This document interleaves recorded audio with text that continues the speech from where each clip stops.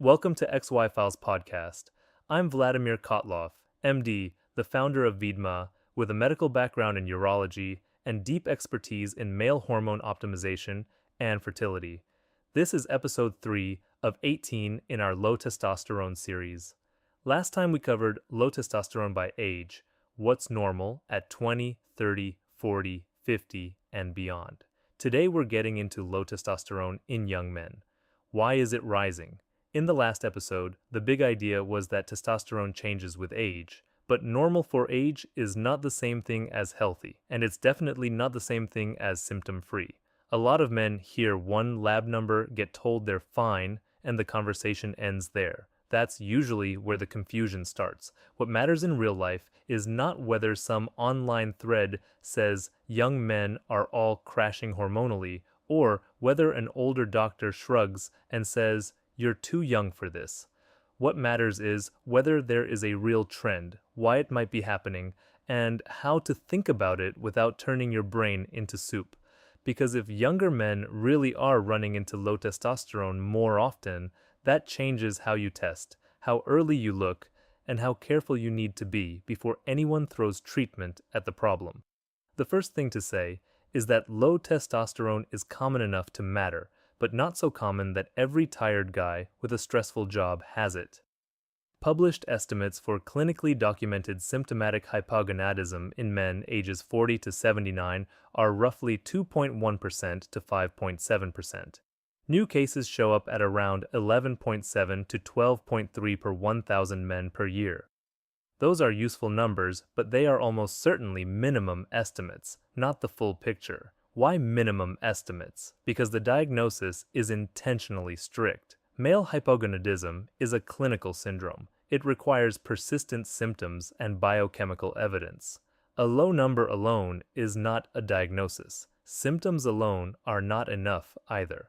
Research studies usually want repeated low morning testosterone levels, symptom confirmation, and some effort to rule out temporary suppression from illness or bad timing. That is good science. It also means a lot of real-world men never make it into the count. I see this constantly. A man in his early 30s comes in with low libido, fewer morning erections, brain fog, worse gym recovery, maybe 15 or 20 extra pounds since his late 20s. He had one testosterone test at 4 in the afternoon after sleeping 5 hours while fighting off a cold. Somebody says it's within range. No free testosterone measured accurately. No LH. No FSH. No repeat test. Then 6 months go by and he still feels off.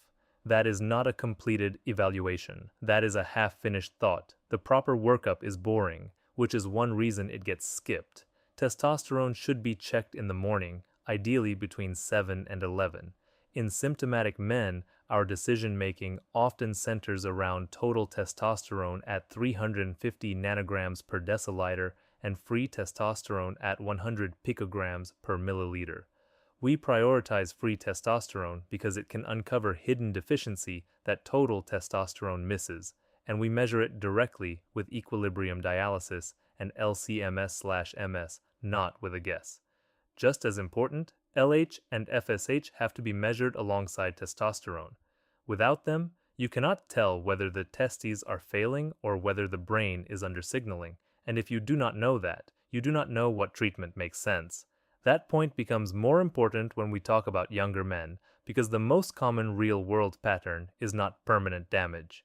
It is functional hypogonadism. In plain English, the system is intact, but it is being suppressed. Obesity, insulin resistance, type 2 diabetes, chronic inflammation, poor sleep, some medications, prior anabolic steroid use. These do not always destroy the axis. They lean on it until it stops performing well. The highest burden shows up in exactly the groups you'd expect once you start paying attention. Men with obesity, type 2 diabetes, metabolic syndrome, cardiovascular disease, chronic lung disease, kidney disease, and cancer all have a much higher rate of low testosterone. That does not mean they were struck by 3 unrelated problems at random. These conditions often feed each other. A guy with significant visceral fat is a good example. Fat tissue is not passive storage. It is hormonally active. It increases inflammation. It increases aromatase activity, which increases estradiol signaling in men. That can suppress gonadotropin output from the brain, then testosterone drops. When testosterone drops, body composition usually gets worse, insulin sensitivity often gets worse, exercise tolerance falls, and the cycle tightens. Men sometimes think, I gained weight because my testosterone dropped, or my testosterone dropped because I gained weight. In practice, it's often both. Very annoying biology. Efficient, but annoying. Last month, I saw a man in his late 20s who had spent 2 years trying to outtrain bad sleep and creeping insulin resistance. He was doing more pre-workout math than actual recovery. His total testosterone was not catastrophic, but his free testosterone was low, his symptoms were real, and his LH pattern suggested secondary suppression rather than testicular failure. That distinction matters, because a young man like that should not be pushed toward treatment that shuts down sperm production if his testes are still capable of responding. And that brings us to a mistake I see almost every week. People assume aging is the main engine of testosterone decline. It is not, at least not in the way most men imagine. Healthy aging causes a modest drop. In the European male aging study, total testosterone drifted down only about 0.4% per year in healthy men. Free testosterone fell faster, about 1.3% per year, but still gradually. Those are not the cliff-like drops that bring men into clinic saying, I don't feel like myself anymore. When I was younger in training, I probably gave age too much credit. I was wrong. Age matters, of course, but the dramatic cases are usually driven by what accumulates with age, not age as some mysterious force. Weight gain, sleep loss, inactivity, diabetes, medication burden, chronic illness. If you keep the chassis in decent shape, the engine often ages more gracefully than people think. If the chassis is neglected, the dashboard lights come on earlier. Older data from the Massachusetts male aging study made this pretty clear. Men with more illness and higher body weight had lower testosterone over time. There was also one odd signal. Smoking correlated with somewhat higher testosterone. That does not mean smoking is a health strategy. It means endocrine epidemiology is messy and human behavior is messy. If population data ever look too neat, be suspicious. Now, the reason younger men are part of this conversation is not just that we are finally noticing them. There is evidence that age-matched men from later birth cohorts have lower testosterone than men of the same age from earlier cohorts. That is the important comparison. Same age, different generation. A Journal of Clinical Endocrinology and Metabolism paper from 2007 looked at American men across successive birth cohorts and found a population-level decline beyond simple aging. Translated into normal language, a 35-year-old man today may be landing on a lower testosterone distribution than a 35-year-old man from an earlier generation, even before obvious disease is diagnosed. That does not mean every younger guy is doomed. It means the entire bell curve may be shifting down a bit, and when the curve shifts, more men end up near symptomatic thresholds. There are parallel signals in male reproductive health too.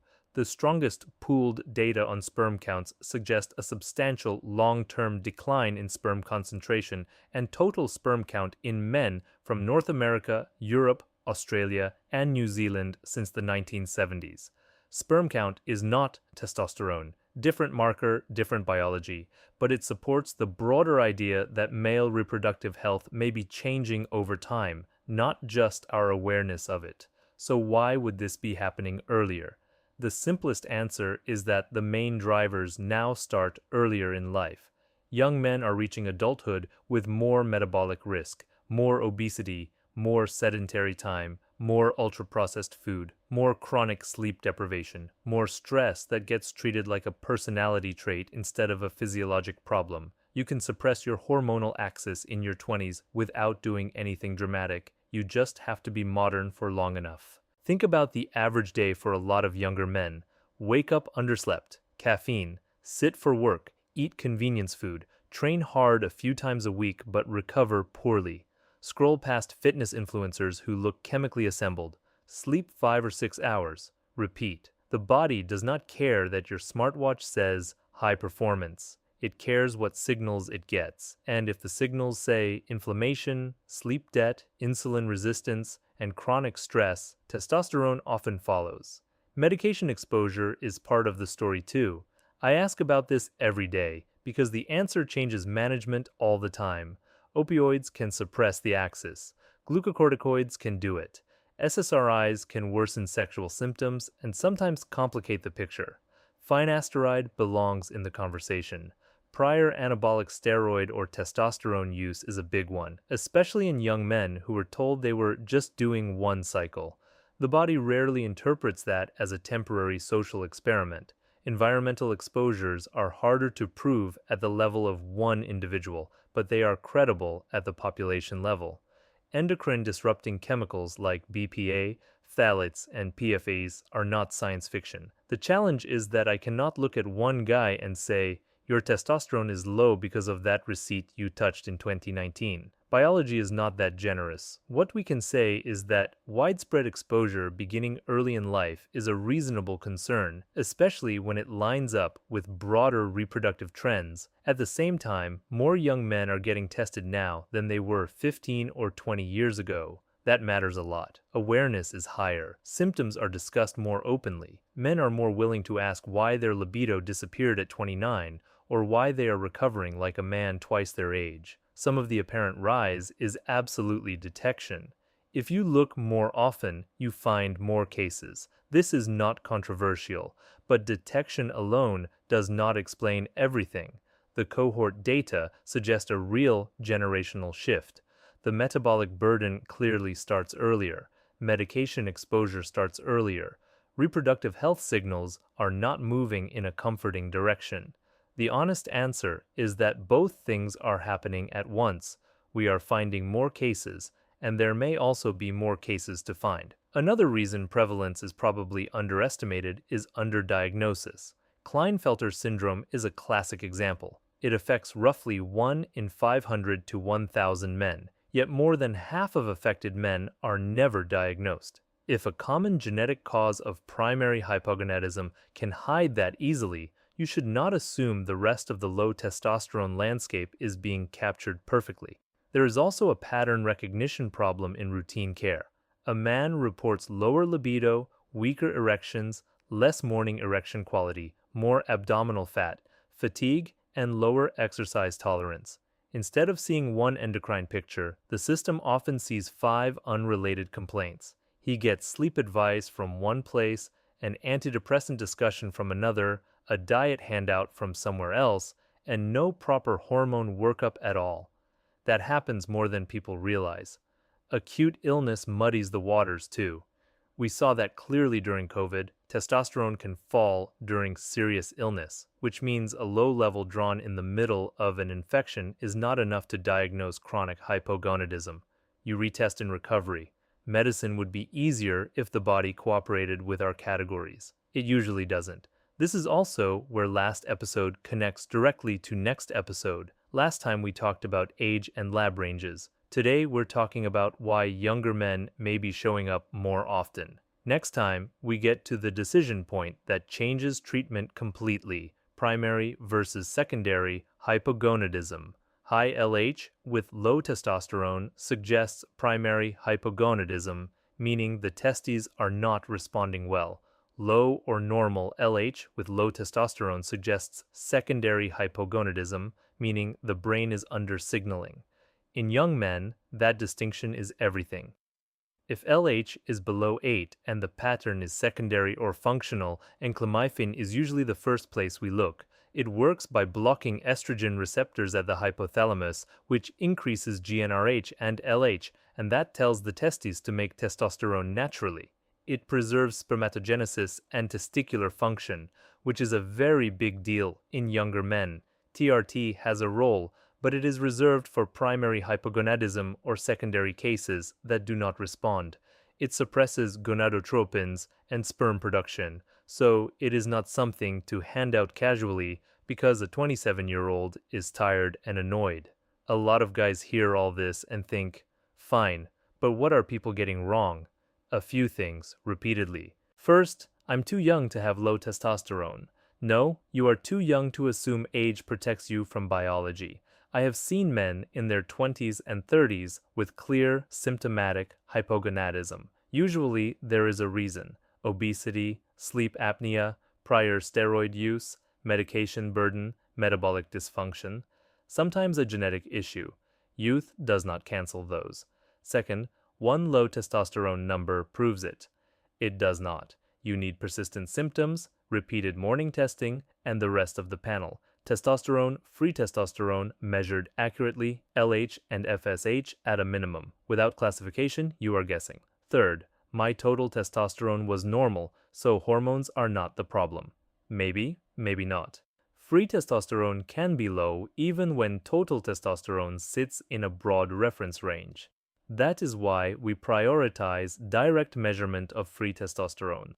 I cannot tell you how many men were told you're normal based on a total testosterone number that looked fine on paper while the rest of the picture was quietly making the diagnosis. Fourth, if I feel bad, I should just start testosterone. Especially in younger men, that can be the wrong move. If the problem is secondary and the testes can still respond, shutting down the axis with TRT may create fertility problems and testicular suppression you did not need. The treatment has to match the physiology. Otherwise, you are fixing the dashboard light by removing the bulb. Fifth, I'll just lose weight and everything will sort itself out. Lifestyle absolutely matters. It is foundational. But in the real world, the testosterone increase from lifestyle change alone is often modest, and a lot of lost weight comes back within a few years. Men do better when lifestyle work is paired with an actual diagnostic plan and, when appropriate, treatment that supports the axis instead of replacing it. So, what should you actually do with all this? First, if symptoms are persistent, get tested correctly. Morning draw, repeat if low. Measure total testosterone with LCMS/MS.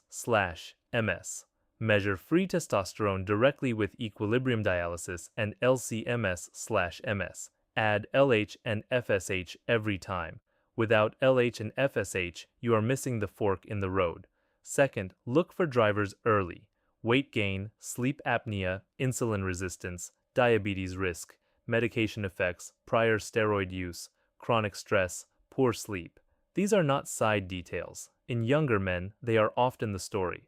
Third, do not rush into treatment that shuts down fertility unless you actually need it. If the pattern is secondary or functional and LH is below 8, enclomiphene often makes much more physiologic sense than TRT. It works with the body's signaling instead of taking over for it. Fourth, monitor like an adult, not like a hobbyist. After treatment starts, labs should be checked after the first month, then every 6 months. That usually includes testosterone, free testosterone, LH, FSH, estradiol, CBC, comprehensive metabolic panel, vitamin D, and other clinically indicated markers. PSA matters once you are age appropriate. Insulin matters when body composition is part of the picture. One test and a pep talk is not follow-up. At Vidma, this is what we do all day. We either order a thorough panel nationwide or review outside labs that men upload, including results from other testing services. The medical team builds individualized plans based on actual physiology. Enclomiphene is first line when the pattern fits. If erection or urinary symptoms are part of the picture, the enclomiphene plus tadalafil combination tablet can make sense. The point is not to chase a bigger number. The point is to diagnose the syndrome correctly and treat the man in front of you.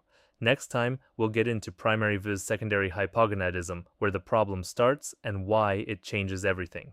Make sure you're subscribed so you don't miss it. If you've been feeling low energy or brain fog, poor sleep, low mood or motivation, weaker workouts or recovery, reduced libido or sexual performance, or unwanted body composition changes, and that sounds like you, upload your labs to Vidma for free or order labs through our special offer at vidma.com.